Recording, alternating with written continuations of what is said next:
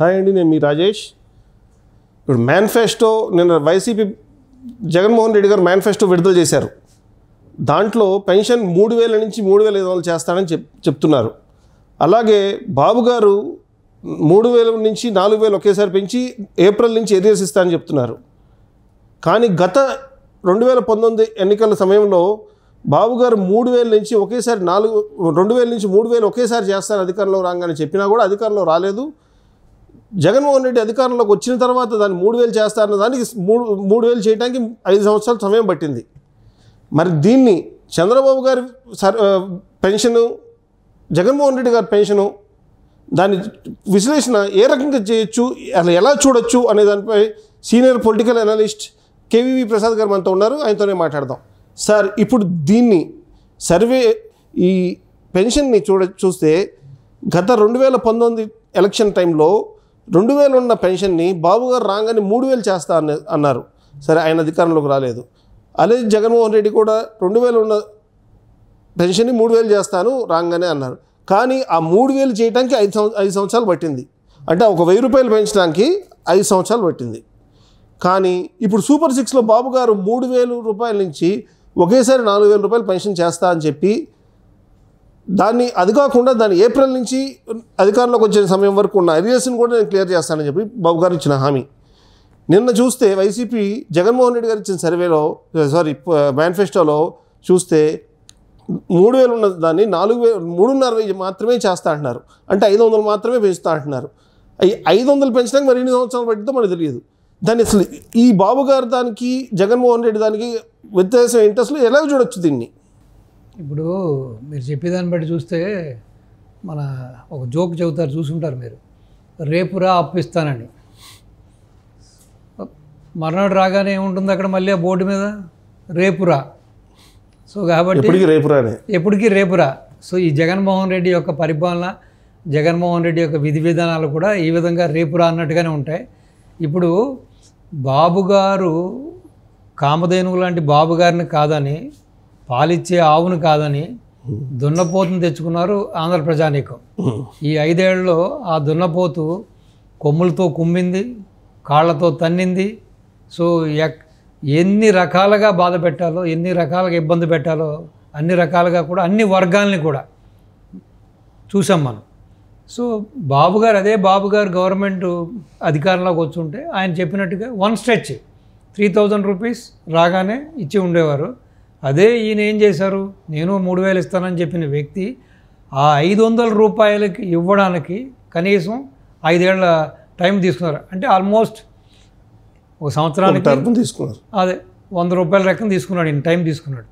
So అదేవిధంగా ఈ రోజున కూడా ఏం చెబుతున్నారు, బాబు గారు నేను రాగానే మీకు ఏదైతే ఈ ఏప్రిల్, మే, జూన్ ఉందో ఈ అరియర్స్ ఇవి కూడా, అంటే ఆయన ఇప్పుడు 4,000 రూపాయలు ఇస్తానని చెబుతున్నారు. సో అంటే వీటికి కలిపి కూడా ఇస్తున్నారు ఆయన. సో రాగానే ఆ రోజున ఇచ్చే జూలైలో ఇచ్చే 4,000 రూపాయలతో కలిపి ఏప్రిల్, మే, జూన్ది కూడా కలిపి 3 + 4 7,000 రూపాయలు 1 స్ట్రెచ్లో ఇవ్వబోతున్నారు ఆయన. సో ఇదే జగన్మోహన్ రెడ్డి గారు సపోజ్ రాడు అనుకోండి, 100% దాంట్లో ఎటువంటి సందేహం లేదు. Already mind set people decide అయ్యారు ఆంధ్ర ప్రజానీకం. సపోజ్ జగన్మోహన్ రెడ్డి మళ్ళీ అధికారంలోకి వస్తే ఈ ఇస్తాన్న 500 రూపాయలు ఇవ్వడానికి మరి 5 ఏళ్ళు కాలగమనం తీసుకుంటారా, 10 ఏళ్ళు తీసుకుంటాడు అన్నది ఇంకా మనం చెప్పలేం, అది ఆయనే చెప్పాలి. ఇప్పుడు ఈ లాస్ట్ ఇయర్ ఏం చేశారు చూసారు కదా మీరు. ఈ 5 ఇయర్స్లో 500 పెంచడానికి ఆయన అన్ని ముక్కులు ముక్కాడు, అన్ని సన్నాయి నొక్కులు నొక్కాడు. సో కాబట్టి ప్రజలు ఇప్పటికైనా బెటర్. నిన్న మేనిఫెస్టో చూసిన తర్వాత నక్కకి నాగలోకానికి ఉన్న తేడా ఉంది. ఎక్కడ కూడా టీడీపీ మేనిఫెస్టోతో అది మ్యాచ్ అవ్వట్లేదు.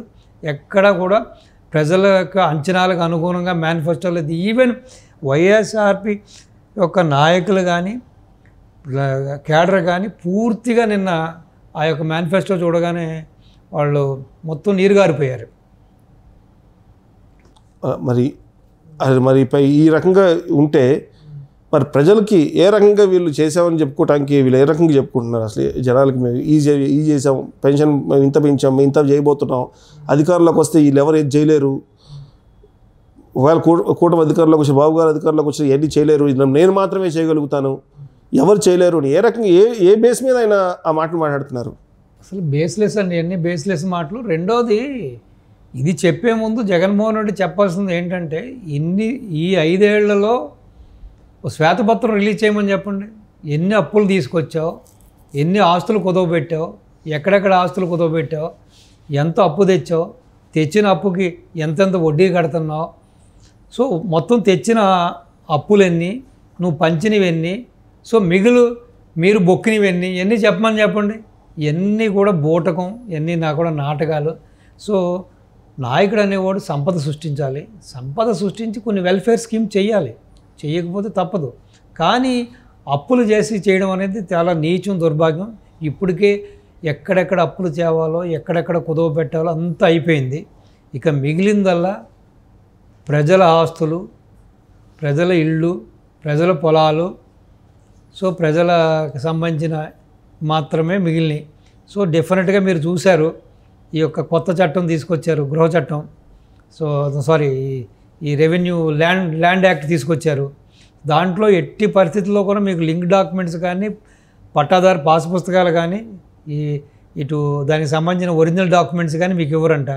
ప్రతిదీ కూడా వాళ్ళ దగ్గరే ఉంటుంది, కావాలని జిరాక్స్ కాపీ ఇస్తాడు.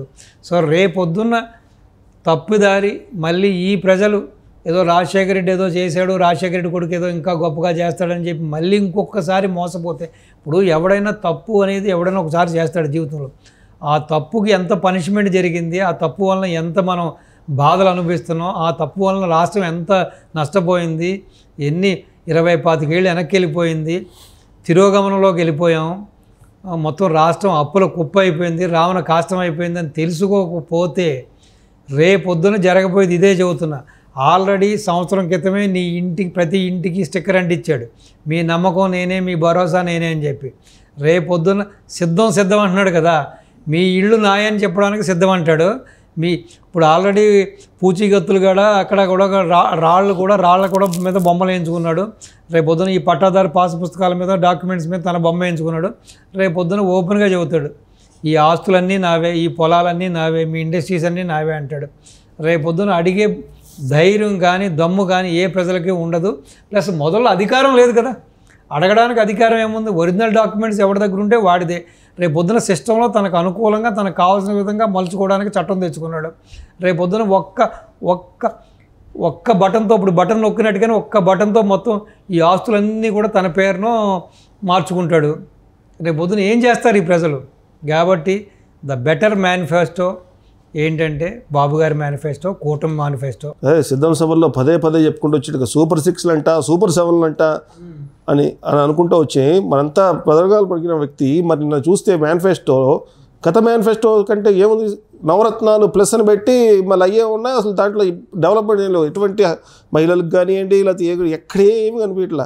మరి ఏ రకంగా అయినా నేను అధికారంలోకి వస్తాను, ఇదన్నీ నేను ఇస్తాను, నేను చేస్తున్నాను, ఏ రకంగా చెప్పుకుంటున్నారు? ఇంత తప్పులు తడక ప్లస్ పాత చింతకాయ పచ్చడి అండి, same wine but bottle is new అంటారు చూసారా, అలాగా ఏమీ లేదు. దాంట్లో పసా లేదు, ఒక కొత్తదనం లేదు, పెద్దగా ఎంకరేజ్మెంట్ ఏమీ లేదు. సో రెండోది, ప్రజలు కూడా ఆలోచించవలసింది ఏంటంటే, ఎట్టి పరిస్థితుల్లోనూ సంపద సృష్టించడం తెలియదు, దీనికి ఇండస్ట్రీస్ తేవడం తెలియదు, ఒక రోడ్లు వేయడు, ఇన్ఫ్రాస్ట్రక్చర్ డెవలప్మెంట్ చేయడు, ఎక్కడ కూడా గుంతల పడిన రోడ్డుకు ఒక తట్ట మట్టేసిన దాఖలాలు లేవు. ఇప్పటికైనా ప్రజలు కళ్ళు తెరిచి 2 మేనిఫెస్టోల్ని బేరీ చేసుకుని, ఎందుకంటే బాబు గారిని కూటమిని విశ్వసించి కూటమికి ఓటేస్తే వీళ్ళకి కులాసాగా ఉంటారు, లేదు జగన్మోహన్ రెడ్డికి ఓటేస్తే మాత్రం దుర్భరం. అంతే, మనం ఏం చెప్పక్కర్లేదు ఇంక దీంట్లో. Okay, thank you KV Prasad గారు. ఈ మేనిఫెస్టోలో ఇచ్చిన హామీలలో పెన్షన్లు అనేది పెద్ద హాట్ టాపిక్గా మారింది. ఈ పెన్షన్లు బాబు గారుకి జగన్మోహన్ రెడ్డికి ఇచ్చిన దాంట్లో తేడాలు గురించి ఇప్పుడు మనం విశ్లేషించుకున్నాం. దీనిపై పూర్తి తీర్పు 13వ తారీఖున ప్రజలు ఇవ్వబోతున్నారు, ఏమిస్తారో చూద్దాం.